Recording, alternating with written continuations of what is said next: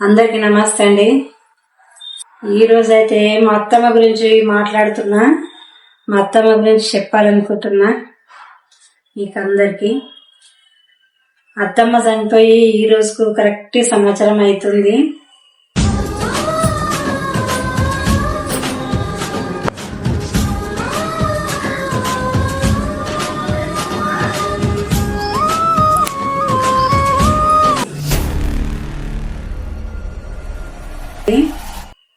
ఈ రోజు కరెక్ట్ సంవత్సరం అయిపోయింది. అత్తమ్మ చనిపోయి నైవేద్యం అయితే పెట్టినాం. ఈ రోజు పోయిన సంవత్సరం ఇక్కడ ఉండే అండి, మా దగ్గర ఉండే అత్తమ్మ. కరెక్ట్ సంవత్సరంకు కొంచెం సీరియస్ అయినట్టు అయింది. కొంచెం మాట్లాడ బంద్ చేస్తుంటే ఏంది మరి ఎట్లా మాట్లాడతలేవు వదిన రమ్మనన్నా అని అడిగితే ఏమనలేదు, ఇట్లా అన్నది. తర్వాత ఏంది మీ పెద్ద కొడుకుని రమ్మనన్నా అంటే ఇట్లా అన్నది. ఏదానికి సమాధానం అని చూపింది. మరి ఇంటికి పోదామా, మరి మన ఇంటికి పోదామా అంటే ఇట్లా అన్నది. సరే పోదామా అన్నట్టు చేసింది. ఇక అప్పుడే మా ఆయనకు చెప్పినాం. ఆయనకు చెప్తే సరే పోదామని ఇంటికి తీసుకొని వెళ్ళినాం. ఇంటికి తీసుకుని వెళ్ళినాక ఇంటికాడ అందరూ చూసేసి ఆడకట్టలు అందరూ చూసిండ్రు. చేసినాక ఇల్లుని అంతా చూసింది. తర్వాత 2 గంటలు అయింది ఇంటికి వెళ్ళినాక. 2 గంటలకు ఇక అత్తమ్మ చనిపోయింది. ఇంటికి వెళ్ళిన తర్వాతనే చనిపోయింది. నాకు అప్పటిదాకా పాల మీదనే ఉన్నది. ఇంటికి వెళ్దామని మనసులో పెట్టుకున్నట్టుంది. నేను ఎక్కడున్నా, ఇది నా ఇల్లు కాదు, నా ఇల్లు ఊరికాడుంది, ఈడ నేను ఎందుకు హైదరాబాద్ లో మంది ఇళ్ళలో పోతుందేమో ఆత్మ అని ఆమె బాధ ఆమెకే ఉన్నది. కానీ చెప్పరాక వచ్చింది. సరేలే ఇంటికి పోదామా మరి అంటే సరే పోదామా అన్నది. ఆ మాటని గుర్తుంది అనుకో అమ్మకి. సరే అని ఇంటికి తీసుకుని వెళ్ళినాం. పోయినాక 2 గంటల తర్వాతనే ఇంటికి పోయినాక అందరిని చూసింది. పిలిస్తే ఇట్లా చూసింది, మొత్తం అందరినీ చూసి కొంచెం ఏడ్చినట్టు ఇట్లా చేసింది. కొన్ని పాలు తాగింది. గతం పండుకొని ఉంటే గురుకు కొడుతుండే అన్నట్టు. గుర్రు గుర్రు అంటే సౌండ్ వస్తూనే ఉంటుండే. కొద్దిసేపు చూస్తుండే మళ్ళా నిద్రలోకి వెళ్ళిపోతుంది. ఏ కథం నిద్ర పట్టింది. అందరిని చూసింది. ఒక 2 గంటలు ఉంది. అప్పుడు వదిన వచ్చేసింది. వదిన చూసింది, వదిన ఏడ్చింది, అన్ని ఇన్నది, అందరిని చూస్తుంది, ఏడుస్తుంది. అందరు ఏడుస్తే కూడా ఆఖరికైనా మేము ఏడవనియలేము ఎవరిని కూడా. మంచిగా ఉన్నప్పుడు ఏడవద్దు, ఏడవకుండా మళ్ళీ ఏదన్నా ఇది కాగల ఏడవకూడని ఎవరిని ఏడవనియలేము మేము. కానీ చాలా సేపటికే పండుకుంది. పండుకొని గుర్రు గుర్రు గుర్రు గుర్రు అని పెద్ద పెద్ద సౌండ్లు వస్తున్నాయి. మళ్ళీ అత్తమ్మ అత్తమ్మని పిలిచినాం. ఇట్లా పిలుస్తున్నాం. ఒక్కటేసారి సౌండ్ పెద్దగా వచ్చింది. కథమిగా అప్పటికే వెళ్ళిపోయింది. కళ్ళకి వెళ్ళి కళ్ళు ఇట్లనే చూసినట్టే ఉన్నాయి. కళ్ళకి వెళ్ళిపోయి. కానీ ఇంకొక విషయం అండి, అత్తమ్మ ఒక కోడలుగా వెళ్ళిపోలేదు, ఒక కూతురుగా వెళ్ళిపోయింది. ఎందుకంటే కోడలుగా కాదు, ఒకటే కూతురు. మా అత్తమ్మ ఒక్కామెనే. మా అమ్మకు వాళ్ళ అమ్మకు ఒక్కామెనే. కొడుకులు లేరు, బిడ్డలు లేరు, ఎవ్వరు లేరు. అందుకే మన ఇంట్లో ఇల్లురికం పెట్టిండ్రు. మామ మహారాష్ట్ర నుంచి వచ్చిండి వెళ్తాం.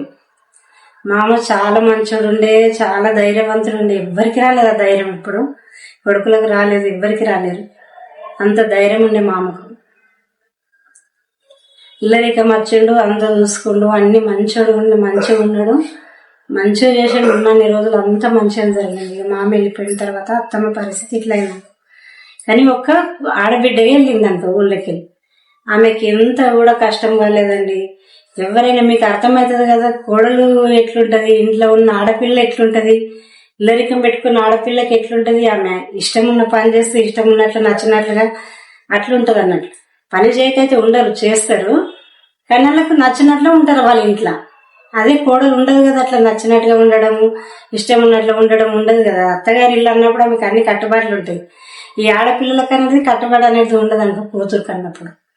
అట్లా ఆ విధంగా అత్తమ్మకి ఏం కష్టమైతే ఎక్కువ కష్టపడలేదు. అప్పుడైనా మా వాళ్ళు అందరూ అంటారు, ఒక్కతే బిడ్డని ఏం పని చెప్పలేరు, ఏం పని చేయకుండా ఉంచింది, అన్ని ఆమె చేసుకుంటుండేనట. మా అమ్మని చేస్తున్నట్టు అన్ని. అమ్మ పేరు ఎంకమ్మ నుండి, మా అత్తమ్మ పేరు సాయబ, మా అమ్మ పేరు రాములు. వీళ్ళు ఇంకొక మాట అండి, మనము మానవ జన్మ ఎత్తినము, మనకు బంధాలన్నీ ఏర్పడ్డాయి.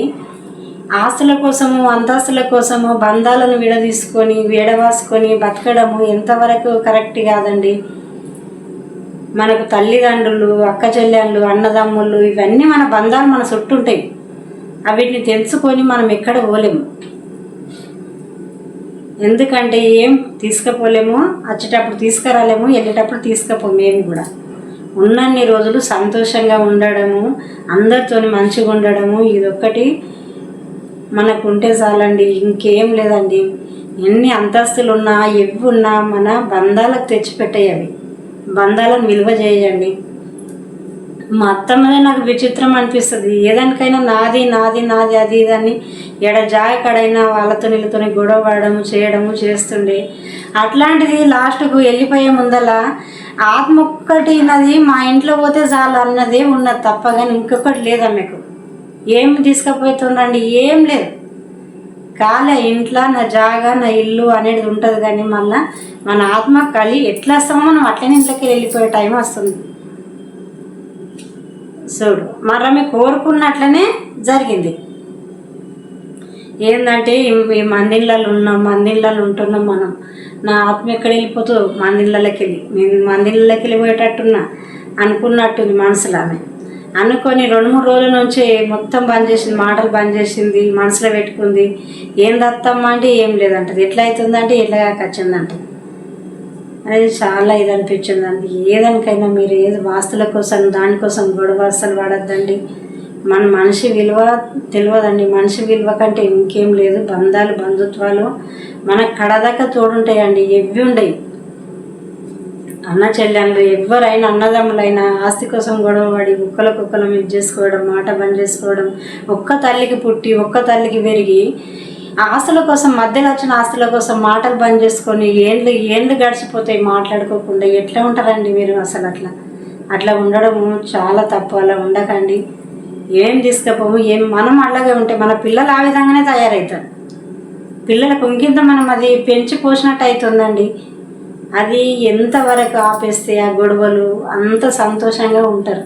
అప్పుడు మన బంధాలు అనేవి కనిపిస్తాయి.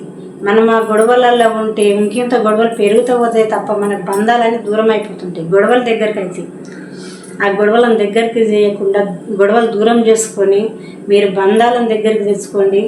దయచేసి ఎలాంటి గొడవలు పడకండి. కొన్ని రోజులు భూమి మీదకి వచ్చినప్పుడు అందరం మంచిగా ఉండి కలిసిమెలిసి ఉండి అందరితో సంతోషంగా ఉండి అన్ని బంధాలను గుర్తించుకొని బతకండి. సరేనండి, నమస్తే అందరికి.